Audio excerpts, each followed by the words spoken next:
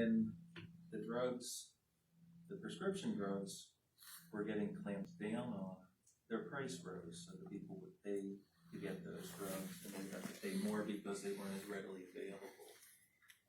As heroin entered the market and subsequently fentanyl, they were cheaper because there's no quality control in their production. There's the expense of getting them here and growing poppies and things like that.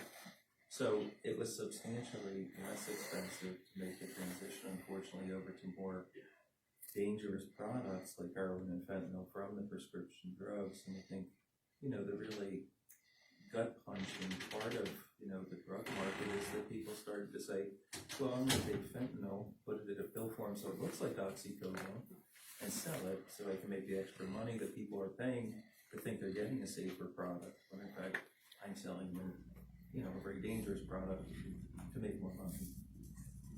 Thanks. And I know you mentioned that it's hard to wrap treatment services and responses around this because it's always changing. But one thing that Cuyahoga County has going for it is that there is an intense collaboration, that everybody is willing to work together. That's something that we see a lot here, which is pretty awesome. So, Mike Tobin, can you talk a little bit about what the U.S. District Attorney's Office is doing related to the opioid crisis and sort of building solutions? Sure. So the U.S. Attorney's Office, we enforce federal law, and a lot of that is large-scale drug trafficking organizations. We work with the DEA, we work with the FBI. We're the guys who seek long prison sentences for drug traffickers. And our involvement in this goes back to about 2012, 2013, when we saw a rise in deaths. But it became apparent to us that if you don't address the demand, the demand was driving the supply. One thing you'll hear talking to law enforcement is we can't arrest our way out of this problem, to the point where it's kind of a cliche. Well, it's cliche, it's true. We differentiate between drug users and drug traffickers. It became obvious to us that we would still do all the stuff that we always do, trying to interdict the cartels that are shipping it here from Mexico, the groups that are shipping it here from China. But if we were going to help our neighbors, if we were going to help the people who were dying, that we had to think outside just simple, handcuffs and wiretaps. So that led to getting involved with treatment providers, groups like the Adams Board, our hospital systems, the clinic, UH, Metro, St. Vincent, and trying to look at this comprehensively. So there are law enforcement solutions that we're using, but there are also prevention strategies that we're trying to utilize, education, trying to talk to kids, trying to get the hospitals to prescribe fewer pills than they did. Somebody called it the all of the above approach, and I think that's true because we are primarily a law enforcement agency, and we will always be. But unless we all work together to come up with a comprehensive solution, it's just going to be like a game of whack-a-mole where we just take it off one dealer and nothing pops up. Have you seen a shift in the attitudes of law enforcement from, needing to jail and enforce everything versus trying to get people into treatment and recovery? I would say that's the most surprising thing I've noticed, but the shifts have been pronounced. Now you hear people talk about overdose victims. Back in the day, by day I mean going back 20 years, they were people who used drugs were junkies, and police officers didn't really have any use for that.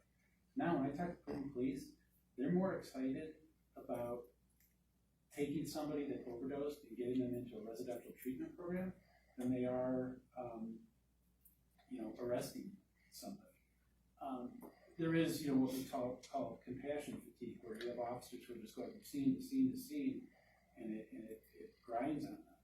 But I think because police officers deal with this on a daily basis, they understand that the old approach is not working, and I think they're some of the most compassionate people we interact with.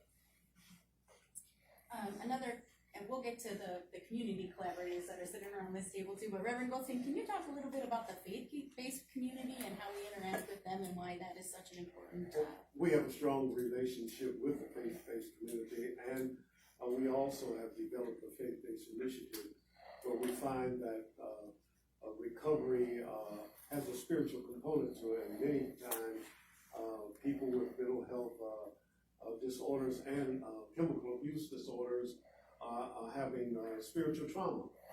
And so we have developed a program where we partner people who are trained in theology with clinicians to better serve people that are living with these disorders.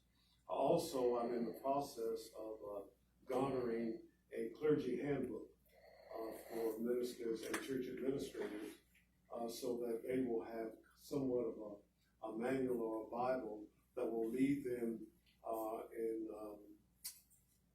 many times our spiritual leaders are the first responders. They're in contact with people at first, and so many of the spiritual leaders are not trained or have no idea how to respond and make a referral. So the clergy handbook will give them a guideline that will give them some clear directions on how to respond to people who are living with these disorders.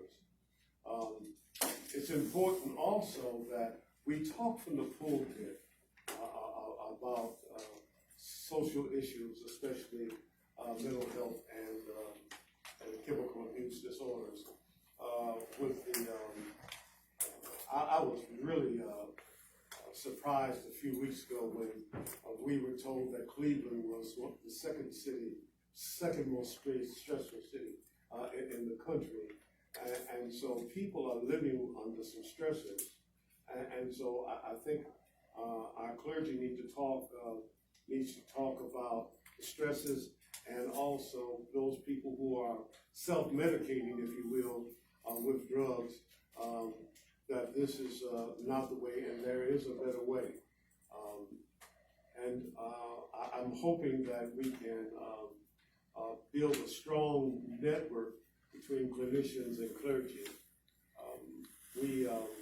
We're funding presently 9 agencies that are specifically geared with providing spiritual undergirding